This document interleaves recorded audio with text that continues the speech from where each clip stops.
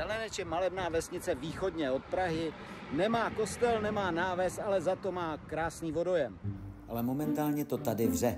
Současné vedení se hádá s bývalým a rozbuškou se stala záhada zhasnutí veřejných světel. Kde stojíme právě teď? Stojíme u spínacího bodu 06 Zeleneč, který ovládá část tady veřejné komunikace. Těch spínacích bodů tady máme víc.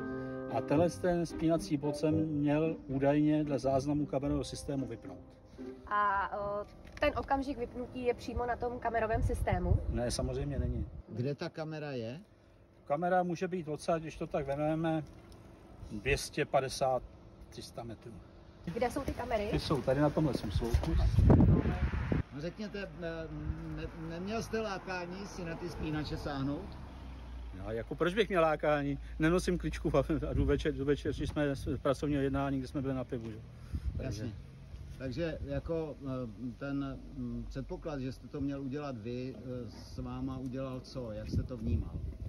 No, vnímám to tak, že vlastně je to potřeba pošpinit bývalý vedení. U starého starosty se to povedlo jinak. U mě právě se hraje na to, že jsem tady léta spravoval veřejné osvětlení a tyhle věci jsem dělal. Moje firma to fakturovala, což dneska část bere, že to byl střet zájmu. A i z toho mě obvinila, vlastně na obecních stránkách jsou stažený všechny faktury, které jsme dělali, kde si někdo vyžádal. Pan Mrklas říkal, že se tady opakovaně objevovalo to problematické prostě zhasínání. Opakovaně a že tedy jako si zřejmě někdo skutečně tímhle způsobem hrál. Co vy si o to myslíte? No já si myslím, že to je jenom tvrzení, protože pokud jsem si na paragraf 106 vyžádal opravy veřejného osvětlení nebo faktury, který dělal, tak nikdo takovýho nic neřešil. Mrklas jde naproti. Super. Mrklas jde naproti. Dobrý den. To je super, to je krásný. Vy jste pan radní Mrklas, no to je fantastický. Asi teď, já se omlouvám, já jsem teď měl rozmluvený telefon. Rozumím. No, my tady řešíme takovou zábavnou věc. No. Vy jste odvolali tady pana z funkce na základě tvrzení, že zhasnul veřejné osvětlení. Jak to tehdy bylo? Co vy k tomu můžete říct? Nic vám k tomu říkat nebudu, protože já nejsem zastupitel. Ale vy jste byl velký řečník na zastupitelstvu, kdy jste pronášel nějaký věty, že prezumpce viny a podobně. Jak to vnímáte dneska, když ho Prosím vás, já vám teď určitě nebudu odpovídat, protože teď běžím na vlak, který mi za chviličku jede. Tak mi zavolejte, ale já musím běžet. Volal, když vás takhle krásně tady jako... Protože jdu na vlak. Počkejte. Proč? Prosím vás, když vám říkám, že jdu na tak mi zavolejte a já vám to řeknu do telefonu. A teď se dopustil nějaký jako problematický věci, tady zhasnul veřejný osvětlení. Na vlak, jako. No ne, nechvátejte, řekněte nám to. Protože jdu na vlak, jako a už na ten vlak. Asi do Zelenče, ne? Do Zelenče, no tak to máte kousek, ne? To mám kousek, ale ten vlak jede asi za 7 minut, takže už to teď, co to A řekněte mi ještě jenom, když říkáte, že pan se měl dopustit toho zhasnutí toho veřejného osvětlení, ještě to nikdo ani nevyřešil, vy jste tvrdil, že prezumpce viny a podobně dneska je osvobozený nebo vlastně zbavený jakýhokoliv podezření. Nemáte pocit, že by se mu mělo nějakým způsobem vyjádřit jako třeba omluva nebo něco takového? Podívejte, já si myslím, že to, že ho posoudil správní orgán, ještě neznamená, že to, co vyšetřila policie a s čím to poslala dál, takže je tím jako zbavený viny. To znamená podle vás, jako když o vás policie řekne, že jste nic nespáchal, žádný orgán neřekne, že jste něco spáchal? Pozor, policie to vyšetřila a poslala to dál s tím, že se dopustil schválnosti. Víte, jaký je rozdíl mezi podezřelým a pachatelem? Protože vy jste vlastně pana Skřivana odvolali na základě podezření, ale to je vlastně prvotní fáze vyšetřování. Potom to jde k přestupkové komisi, která to má projednat. Přestupková komise to projednala tak, že skutek nebyl prokázán.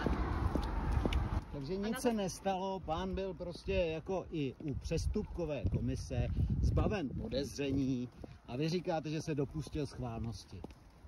To říká policie. No takže vy neberete vážně jaksi jako rozhodnutí těch orgánů, který k tomu mají něco jako říct, protože já myslím, že na tom zastupitelstvu jasně bylo řečeno, že zastupitelé ztratili důvěru v to, že pan Skřivan může stát v čele kontrolního výboru. A byl odvolán především z předsednictva kontrolního výboru. Kontrolní výbor je tady od toho, aby kontroloval fungování obce. A logicky v jeho čele nemůže stát někdo, kdo je podezřelý z toho, že tu obec poškozuje. Že zasíná světla. Ano. Že zasíná světla. A můžete mi říct jenom, jaký by mělo smysl zasínat světla? No tak například se pak dá poukázat na to, že nový vedení obce není schopno zařídit to, že svítí světla, nebo rychlou opravu. A na to se ptejte pana Skřivana, jako. Ne, zase říkáte, že to, když to spáchal, když žádný důkaz o tom já neříkám, že to spáchal, já jsem nic takového neřekl, že to spáchal. A proč jste to nenechali projít tím přestupkovým řízením? Tam byste měli černý na bílém, ano, Můžete mě říct, proč se na to ptáte mě, když se jasně to nerozhodoval? Ano, samozřejmě jsem tam aktivně vystupoval. A jasně jsem řekl, že v okamžiku, kdyby policie poslala něco podobného na mě, tak v tu chvíli abych odstoupil.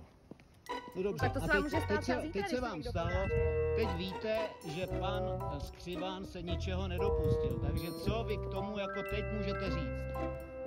Že se dopustil schválnosti. Pro mě se pan Skřivan neočistil. A na to se ptejte pana Skřivana, jako. Ne, zase říkáte, že to, když to spáchal, když žádný důkaz o tom já neříkám, že to spáchal, já jsem nic takového neřekl, že to spáchal. Já vám teď říkám, že vedení obce prostě ztratilo důvěru v to, když podalo, a znáte celou tu kauzu? Tak já nevím, jako řekněte, co neznám, povídejte, třeba se dozvím něco nového. No poté, co po několikáté v obci zhaslo světlo a elektrikáři jasně řekli, že to nebylo z toho důvodu, že by bylo rozbitý, ale že ho někdo vypnul, tak obec podala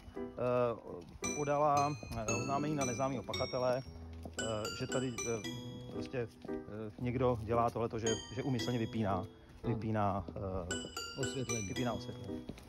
No a děkuju vám, že mi za minutu ujíždí. Dobrý, tak jo, mějte se, na shledanou. Pan Mrklas, jinak též radní České televize, vede sdružení Sousedé pro zeleneč. Ze stejného sdružení je i pan starosta. Se odvoláváte na to, že ztratil důvěru, ale on tu důvěru vaší teda ztratil na základě ještě navíc mylného vyjádření policie, která tvrdí, že na záznamu je, jak on shazuje jistič.